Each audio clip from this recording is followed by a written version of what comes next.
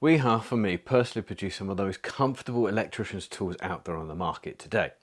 This pair of side cutters are no exception and are perfect for a variety of tasks because of their by-cut functionality.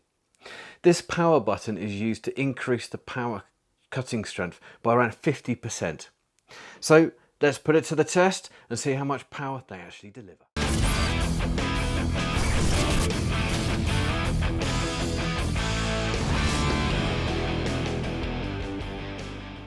With the power button disengaged on these side cutters, they operate like any other normal pair of side cutters, just like these smaller ones. They will cut 1mm twin and earth all day long. Same with 2.5 cable, all day long. But say you're going to install a shower, or you're going to put in a much bigger power feed to a workshop at the bottom of someone's garden, for example. You're going to use cable like 10mm, or even the king of the domestic world, the 16mm twin and earth. Your normal side cutters are literally not going to cut the mustard. And just to demonstrate here on the 10mm to start with, in normal mode, as I call it, it will not cut through that. But you can see it has made a mark, and it's had a good go, but it hasn't gone through.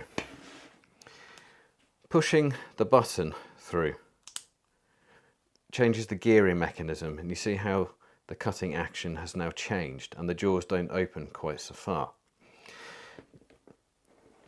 Putting in the 10mm cable, you can see it doesn't quite reach the edge. You might have to do this in 2 hits, but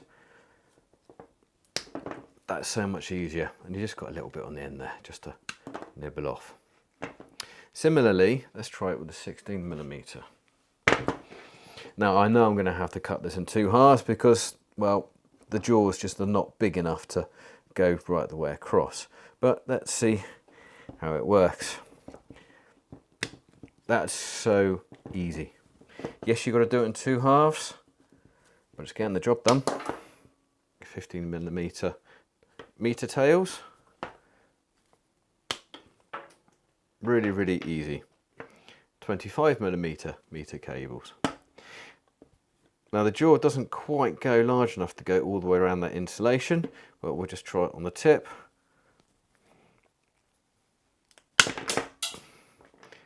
And it cuts through it. There is a little bit of crushing going on, but that's to be expected with a side cutter. So that's generally how side cutters do work. That's because of the edges are flat, they're not curved. So that's a fantastic, great thing with these. You only need to carry 1 pair of snips with you rather than 2 pairs, especially if you're on an industrial site or a commercial situation where you're dealing with much bigger cables permanently in a mixture of the little ones. Now they do weigh a little bit more, but when you offset that against putting 2 pairs in your pocket rather than 1 pair, probably balances out quite well. The other feature that these have is obviously that's just flapping around. You don't want that going off, moving around in your pocket where you run the risk of catching the teeth. Putting it in the right position locks the handle. Makes them a really safe pair of side cutters. So now we know just how good they are at cutting through twin and earth cable. Let's up the ante a little bit. Say for example you need to put a back box into some stud work and the carpenter has put a really long nail in it and has gone too far through it and it's right in your way. Well, let's just see if these will do it. I have a selection of nails here of various different types which are probably going to fall through the holes on my workbench here. So we're just going to push it through to power. I will start off with some smaller light gauge nails just to begin with. That was just almost too easy. So let's step the mark up a little bit more then. Got a 3-inch nail here. That was incredibly easy. 4-inch nail.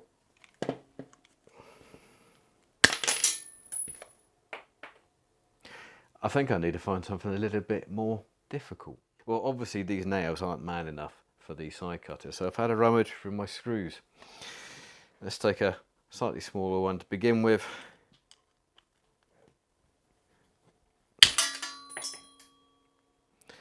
This is a 4-inch screw, bog standard steel one. And I think that's pretty much stopped it. Oh no, there we go, it's gone through. Now this is my biggest screws that I have. 10 by 4, or are they 10 by 5? I think they're 10 by 5. Gold screws, you need a PZ3 to bang them in with. Let's give it a go. And I think, nope, that has finally stopped it. But it just goes to show just how powerful these side cutters are. They're a fantastic piece of kit. And even by me chopping through all of those, it hasn't damaged those jaws whatsoever. There are 1 or 2 issues that I don't like about these though, but for their price point, depending where you get them from, I can live with them. The main one being that it's the mechanism. There's a lot of play in that join there. I don't know if the camera can pick that up. You see that moving around? Now for me, being on site, that's going to get clogged up with dirt and muck really, really quickly. The other one that I don't like about this so much is the size of the power button. It sticks out quite a long way. And say for example I want to get into the back of a consumer unit, or I've got to get in the back of a back box and there's cables coming out the bottom getting in the way. If I'm trying to snip really, really close to the flat edge, that power button could interfere with what I'm trying to do. For everyday work, these may not be the most suitable tool, but they could easily replace the need to carry both a lightweight and a heavyweight set of snips around on site with you all day, and it'll save you time in swapping them over. Please don't forget to give me a thumbs up and subscribe because it really helps the channel. And let me know in the comments your thoughts and how you find using them, or have you just chucked them in the back of the van to be long forgotten. Thank you again for watching. I'll see you again soon.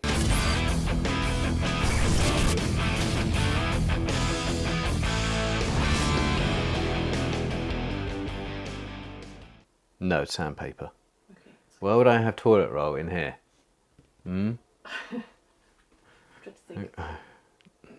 want to see you.